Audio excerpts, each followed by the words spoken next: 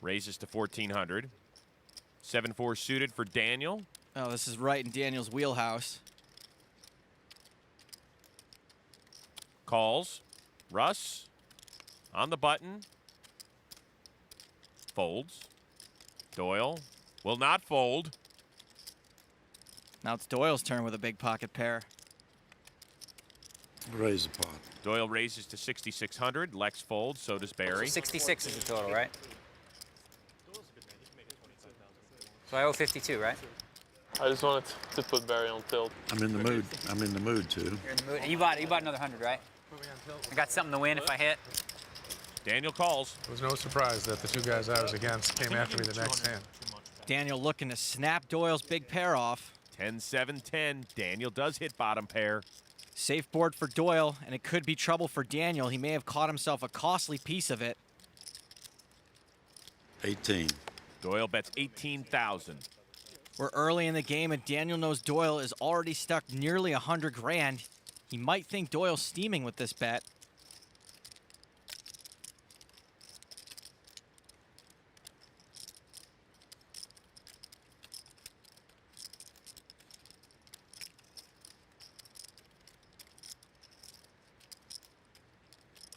Daniel calls. Daniel is obviously still not convinced Doyle has a bigger pair.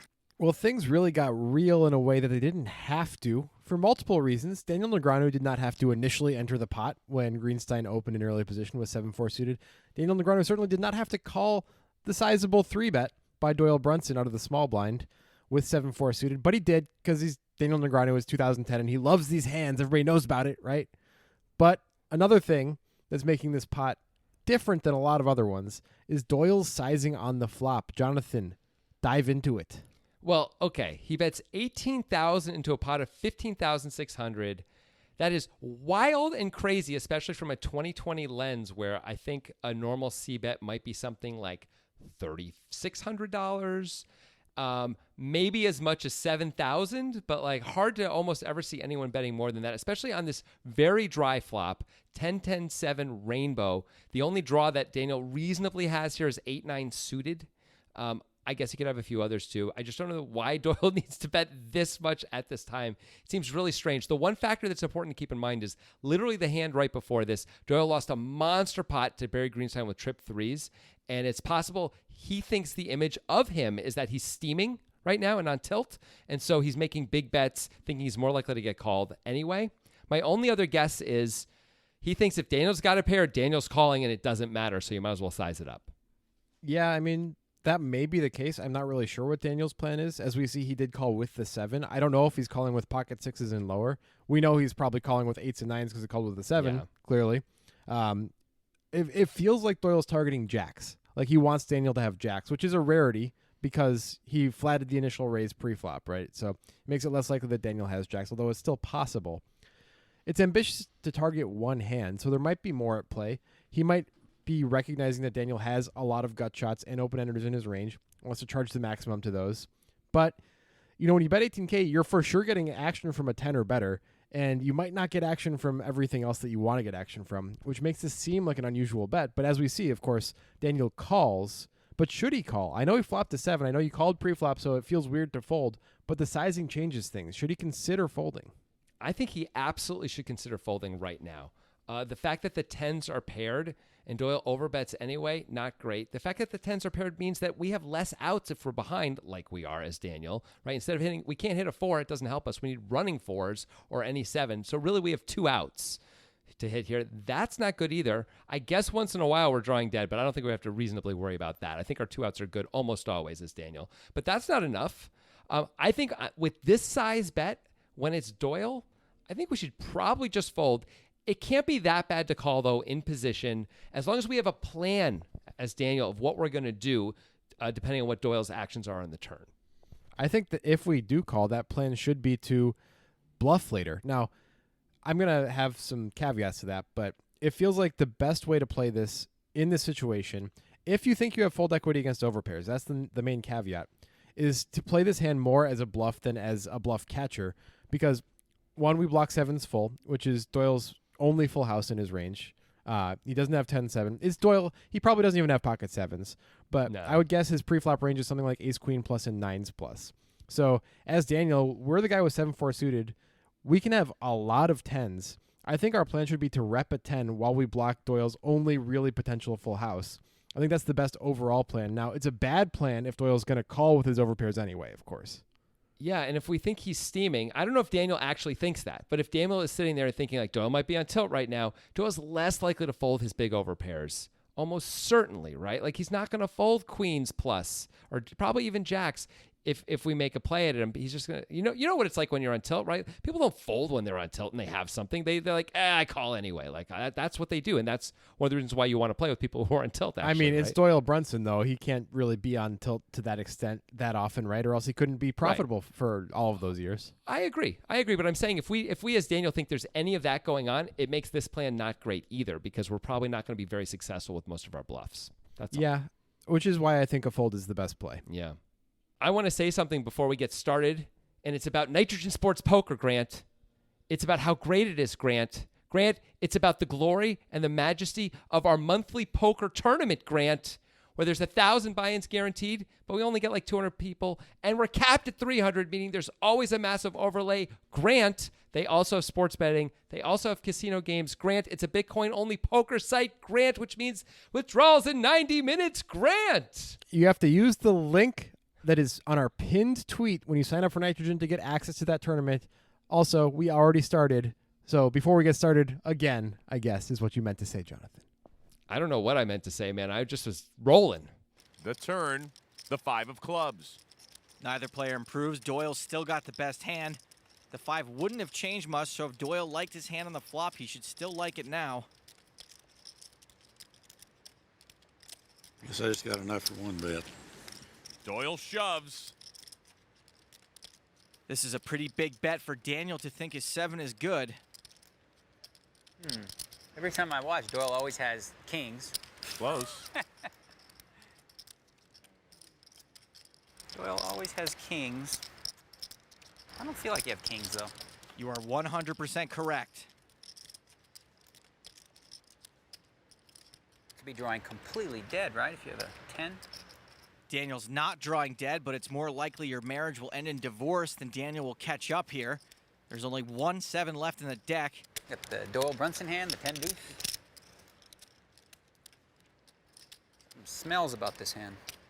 Look, I think Russ smells it too. Everything leads me to believe that I should never fold here for some stupid reason. Doyle probably knows that Daniel has a tendency to make hero calls. This hero call could earn Doyle a new Cadillac. Just shipped it like that. Doyle shove is a big giveaway to the strength of his hand. He doesn't really have any draws to protect against, and a 10 had him beat from the flop. Yeah. I like Doyle either way, right? So if I win the money, I'll be happy because I've won. And if I lose, it goes to a good guy. It's like a win-win situation. The only thing I can do if it would be bad is fold, get bluffed, feel stupid. So I'll just call it. Daniel calls. You got anything? Oh, that's good. Yeah, I just have a 7. Okay. I have 2 outs. No, just one. Justin folded a 7. Y'all deal once or twice or 3 I do times? twice, it's fine. Whatever you want. I don't care. 2 is good for me. All right. Deal it twice. Maybe we can split it. Maybe I'll get a split. Maybe you'll get a split. And you get a lot of big pairs. I was thinking, how many can you get? The first run for half is a queen. The 6 tray last time. This is not what anyone could have expected. Doyle betting way more than the pot. Daniel ultimately calling with just a 7. Grant, make sense of what the hell just happened, please. Ba-doom, ba-dam, ba-da-ba-da-doo. That's what I got in my head right now. It doesn't make any sense. It's all very strange. The best I can do is come up with some very basic logic for Daniel here, which is, wouldn't Doyle be afraid of a 10? Aren't I the guy who could have a 10? Can't Doyle not have a 10? Wouldn't he check an overpair or bet smaller with an overpair because of that? Therefore, he has ace-king. I call. Daniel Negreanu wins again. That's Daniel Negreanu's logic. That must be, right? Do you have anything else for Negreanu's logic for calling? I hope that's his logic. Yeah, no, that is his main piece of logic. He actually later on in this session talks about his thought process and does say that Doyle's been betting the turn against him a lot after Daniel calls the flop, and so he thought maybe Doyle would think that Daniel was going to fold a little bit more, and so that's why he called. But Doyle bet 86,000 into 52, which is different than just a normal bet on the turn. And I think it's important to recognize that. And maybe we have to go back and dial back, even from Daniel's decision to Doyle's decision, to betting this much. This seems like a hopeless play, and yet it worked perfectly. Yeah. We've had a lot of theories on this on our podcast. I mean, if you look at it from a more stark, just pure theory standpoint, it looks like Doyle is putting Daniel exactly on jacks and expecting that Daniel can't fold jacks. And that's his big, great hope. And also that he's going to charge the maximum to the 8-9s of the world, and maybe Daniel also floats with some gut shots and doesn't want to let him get there equity-wise with any of those things. But I think there's something beyond that going on here, and I think to give Doyle the greatest benefit of the doubt that I can give, having a 50, 60-year poker career where it wasn't like he went from the top levels to playing 5-10.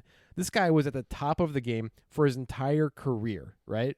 Nobody is able to keep up with theory that well to always be on the cutting edge of theory. There's always some new kid coming up with new theories that are going to be slightly better. Doyle has something else going on. I don't know what it is. It might be an understanding of his opponents. It might be an understanding of the way the table perceives him. It might be a general tells understanding that he can't fully explain. But there's something almost supernatural about Doyle that allows him to understand that this is a play that's going to work against Daniel Negreanu. And if Negreanu has pocket 8s, pocket 9s, a 7, or jacks, he's going to call because he noticed something physical with Daniel, or he's seen something in Daniel's tendencies. And it's this Doyle-ness that is unexplainable that allows him to make these decisions. That is giving him the most benefit of the doubt that I possibly can. But the thing is, he's earned it by being at this level for so long, hasn't he? I think he has. And to back that up even more, I'm not aware of Doyle making other massive overbets like this. In all the hands I've seen him play, I'm not. Maybe there's a few examples. I can't think of any, and I've seen an ungodly amount of Doyle hands. So I think he may have dialed this one up just for Daniel right now in this moment because he has some kind of a read or some kind of a feeling of where Daniel's at and that Daniel's going to make calls that he probably shouldn't be making. And in fact, Daniel does. Right. And I know that's not a super prescient piece of poker advice there. It's not really anything to strategy. It's just acknowledging that there's probably something special about the way Doyle perceives the interactions of poker that allows him to stay at the top of his game for so long.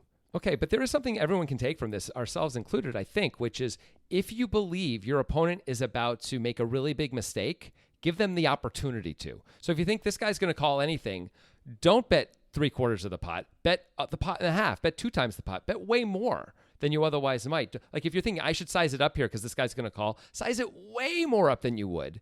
Give your opponent a chance to make a maximum level mistake, not just a pretty good mistake. That's something maybe. Right.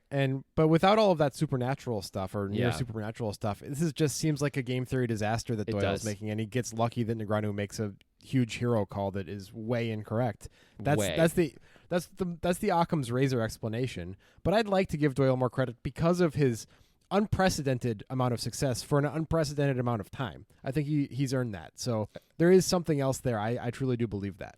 I actually agree with you. I mean, 30 years of not losing, or maybe it's even more at this point. Maybe it's like 50 years of basically winning every time against the best players in the world, every year. You can't just act like that doesn't matter and that this play comes out of nowhere. I don't think it does. I think there's more to it than that. And it's hard to put our fingers on it because it goes so against everything we might do at the poker table, and everything we know about poker. Because how can Daniel call with a hand like this? He certainly shouldn't. I don't think he should, even though how can Doyle have an overpair, blah, blah, blah. Would Doyle really bluff this big? Does he need to bluff this big with ace-king anyway? I would argue he doesn't. I would argue a $28,000 bluff would be just fine with ace-king, and he doesn't need to put in all of it. So it's fascinating to me that this works. Me too. It may be fascinating to us, but what do you guys think? Do you like these plays? We think there's probably critiques we could make of both players along the way. Certainly Daniel's decision to even play this hand pre-flop at all. Deciding to call the 3-bet is a second decision pre-flop that is at least questionable, although makes more sense maybe than the original call. His decision to call the overbet on the flop, I think, is a fascinating one, and you could probably spend an hour just talking about that if you really wanted to. What do you guys think about this? And what do you guys think about Doyle's decision to overbet the flop? And then, of course, the turn, where Doyle kicks in an even bigger gear, bets even bigger compared to the size of the pot, and Daniel still calls with bottom pair, no kicker. Do you think any of these plays are defensible, especially from Negreanu's point of view? And if so, why? Let us know in the comments. We absolutely want to see what you have to say. And if you want to hear more about how we came to our conclusions and the thoughts that we had along the way, you got to check out our podcast. It is the Breakdown Poker Podcast with the Poker Guys. You can find it on any podcast app. It's a real fun thrill to listen to, and you should do it. Also, we have a book. Here's a picture of it. It's good. It's on really Amazon. You can see the reviews on Amazon if you want validation that it's the greatest book ever written. I mean, it's close. It's close with, I don't know, what's like the Robinson Art of War. Crusoe. The Art What of was War yours? is okay. The Art of War. Okay. Yeah, Sun Um, Tzu. Sure. Yeah, but you should pick one up either electronically or via Amazon. That would be a good idea for you. And we hope to see you on the next breakdown.